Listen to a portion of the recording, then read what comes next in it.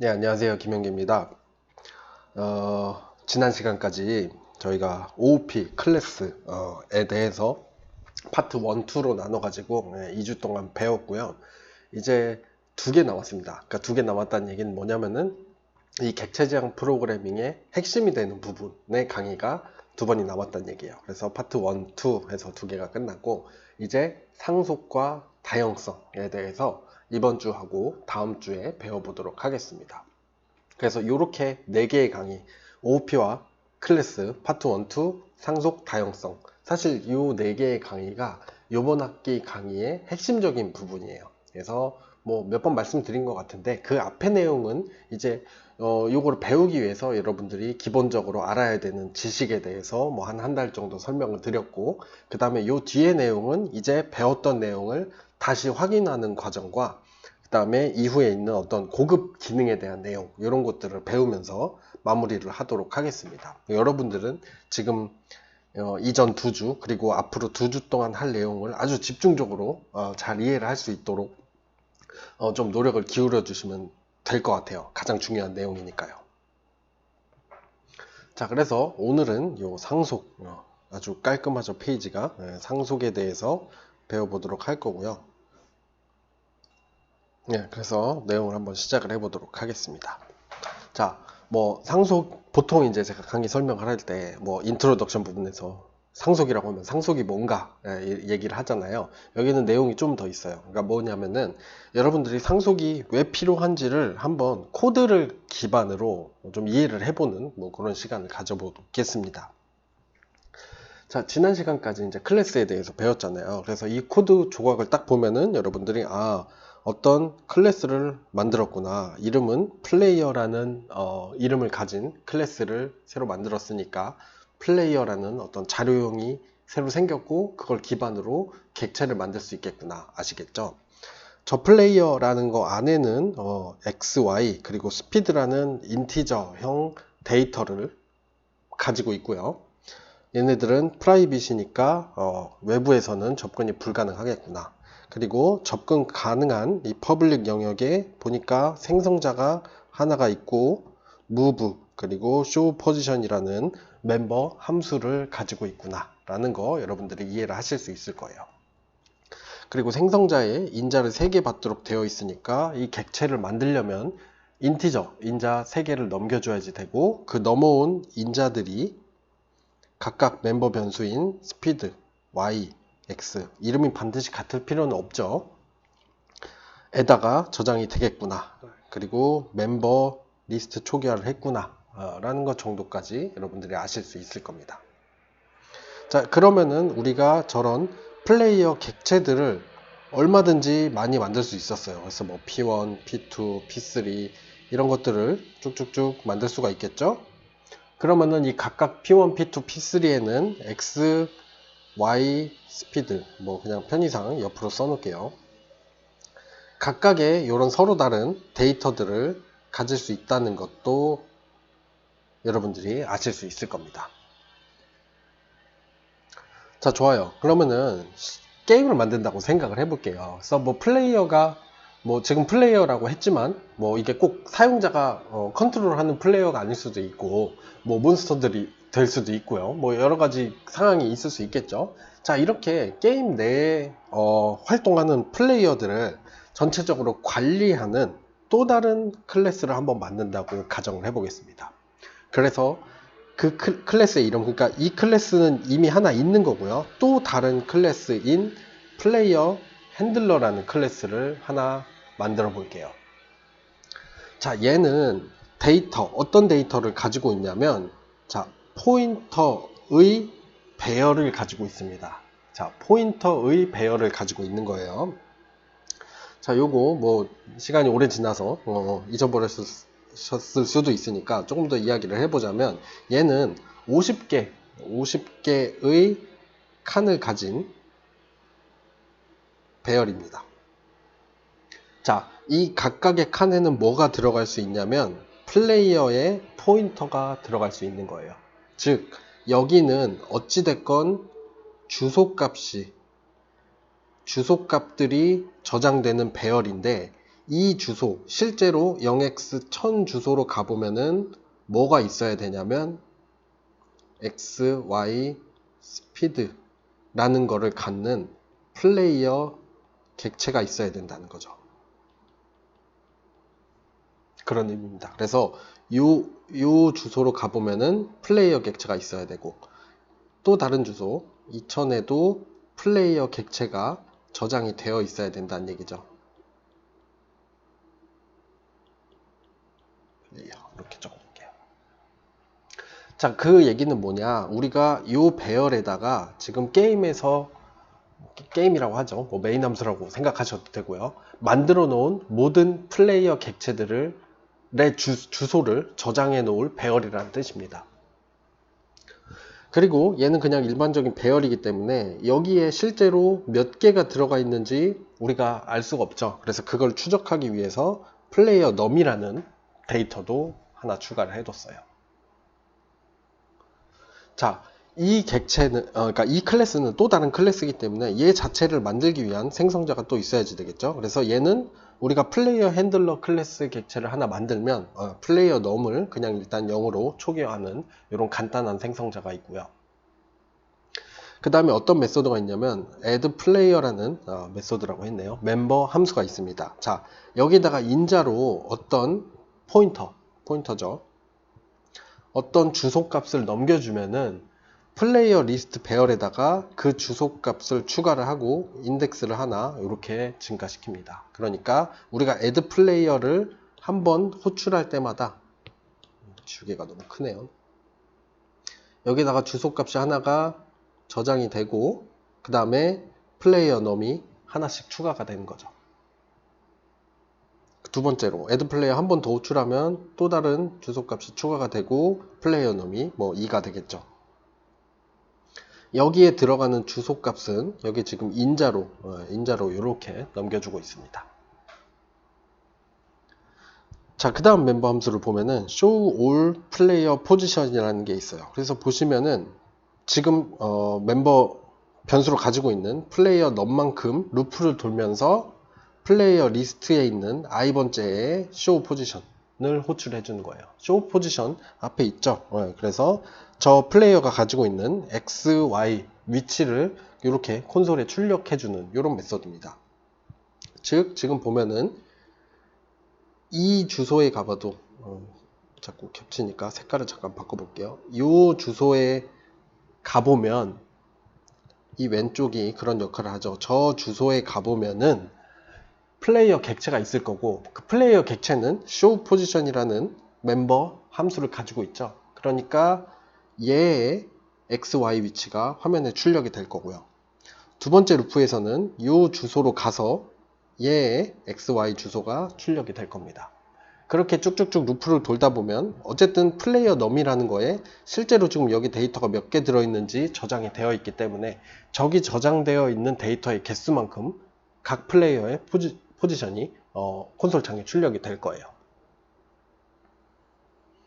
자, 마지막으로 소멸자 부분에서는 만약에 이 플레이어 핸들러 클래스가 이제 사용이 끝났다고 하면 자동으로 호출이 되겠죠. 자동으로 호출이 되면서 마찬가지로 플레이어 num, 여기 저장되어 있는 플레이어 개수만큼 루프를 돌면서 그 포인터를 해제를 시켜주는 겁니다.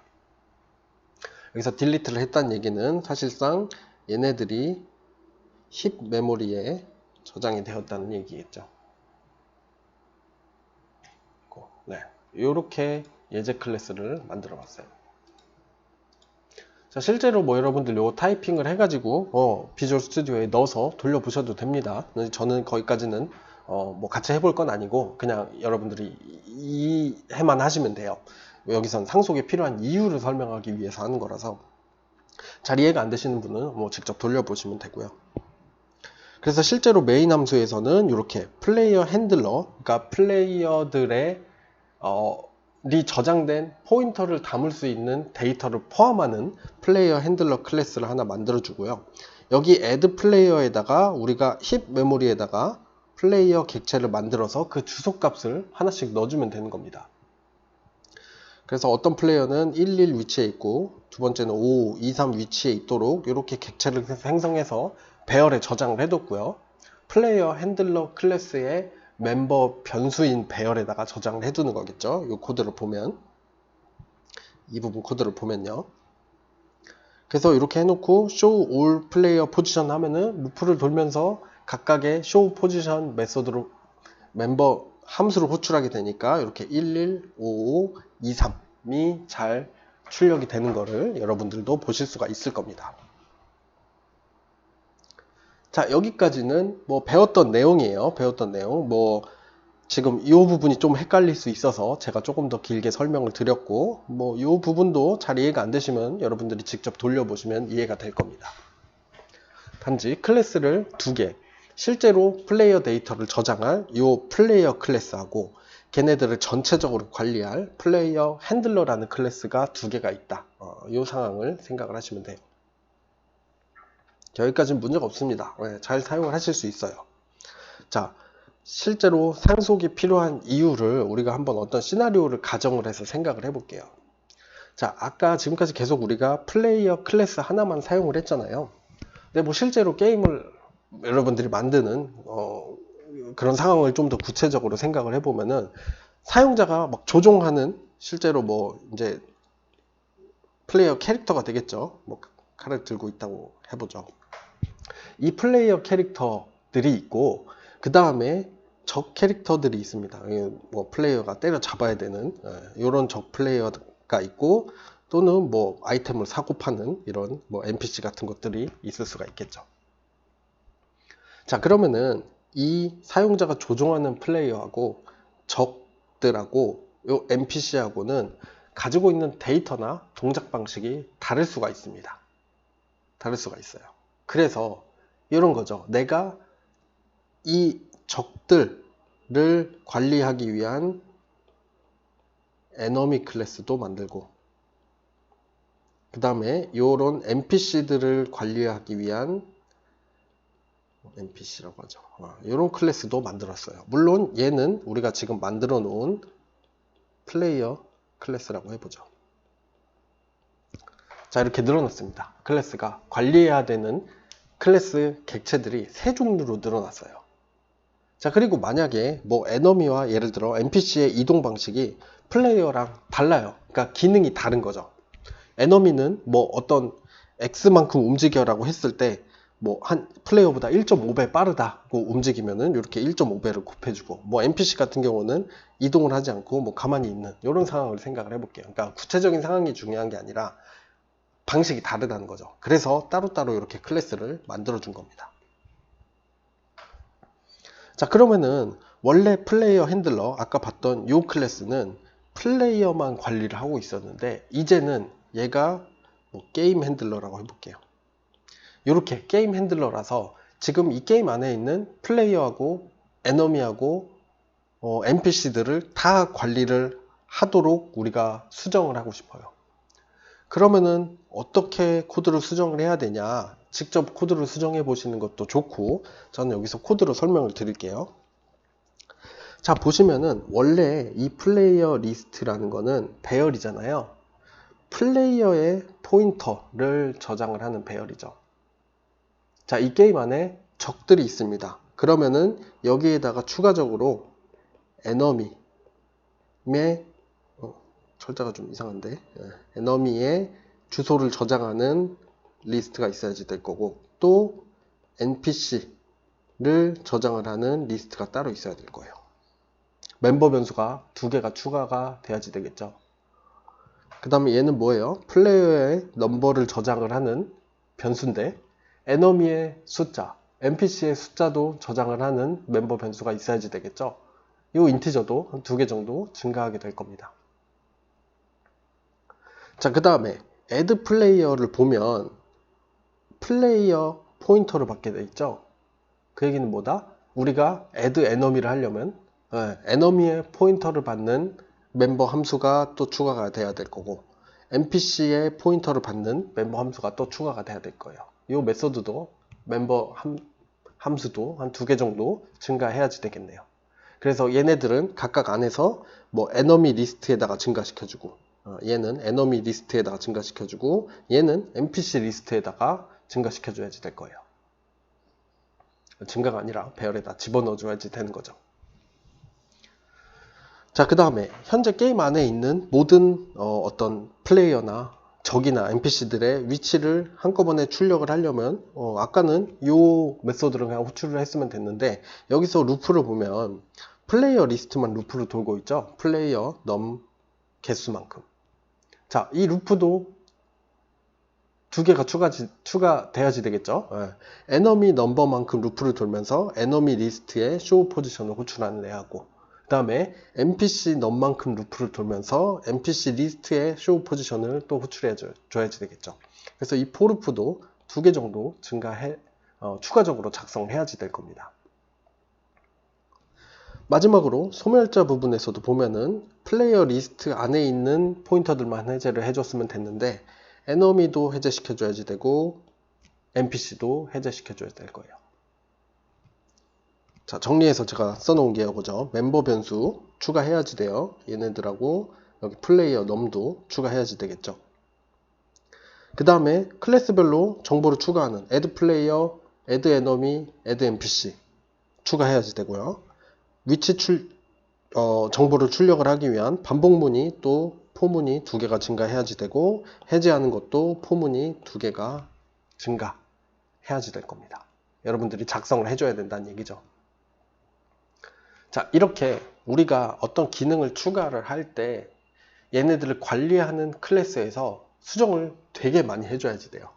이 정도면 뭐 여러분들이 실제로 타이핑 한다고 치면 얼마 안 걸리겠지만, 나중에 또 어떤 객체가 추가가 될지 모르고 여러 가지 상황들에서 이 코드를 여러분들이 많이 수정을 해야지만 제대로 동작하게 만들 수가 있습니다. 자, 이 코드를 작성하는 개발자, 프로그래머들은 굉장히 게으릅니다. 그래서 이렇게 하기가 싫어요. 어떤 기능이 추가될 때마다 코드를 많이 수정하고 싶지 않다는 겁니다. 그러기 위해서 우리가 사용할 수 있는 기능이 바로 앞으로 배울 상속과 다형성이거든요. 물론 그러니까 상속과 다형성에 많은 기능이 있는데, 여기 예제에서 보여드리는 거는 우리가 상속과 다형성을 활용을 하면은 이렇게 많은 코드를 추가를 하지 않고도 에너미와 NPC 같은 기능을 추가를 해줄 수가 있어요. 자, 이렇게 결국에는 상속과 다형성, 앞으로 배울 상속과 다형성을 왜 사용을 하냐, 기능이 추가가 돼도 더 적은 코드만 수정해도 되게, 그렇게 소프트웨어를 설계하기 위해서 상속과 다형성을 활용을 하는 겁니다. 자, 이렇게 상속과 다형성을 활용을 하게 되면은 조금의 수고만 들여도 프로그램을 수정하기가 좋다, 이 정도로 요약을 해서 기억을 해 두시면 되고요. 실제로 그러면 그런 사례가 뭐가 있냐, 요 플레이어 핸들러 요 예제를 여러분들이 머릿속에 잘 기억을 해 두시면은 상속이 어떤 때 필요하냐, 예를 들어서 말해봐라 할 때 이런 예제를 들어서 설명을 할 수가 있는 거죠. 이렇게 생각을 하시면 되겠습니다. 그러면은 실제로 아직 아무것도 안 배웠어요. 실제로는 우리가 상속이 뭐고 그런 것들에 대해서 이어서 설명을 다음 영상에서부터 한번 해보도록 하겠습니다.